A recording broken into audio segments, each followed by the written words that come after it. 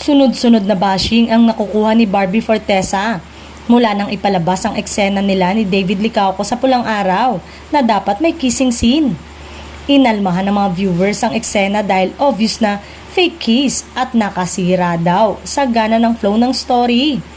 Hindi rin daw siya magaling na aktres dahil may limitasyon pa rin siya.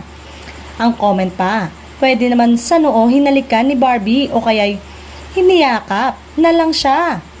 Mas maganda raw kung nagtitigan na lang sila ni David, hindi yung magpahalik ka nga pero fake kiss naman.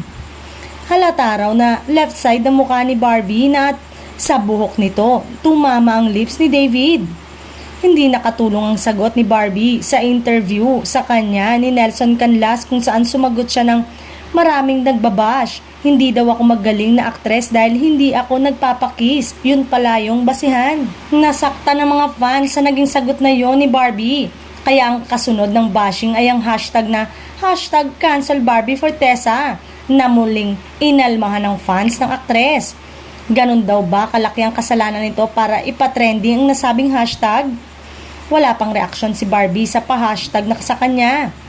Hindi pa nito muli inadress ang mga nagtatampo sa kanya pero kahit may mga nagagalit, hindi may kakailang mahusay siya sa Pulang Araw bilang si Adelina de la Cruz.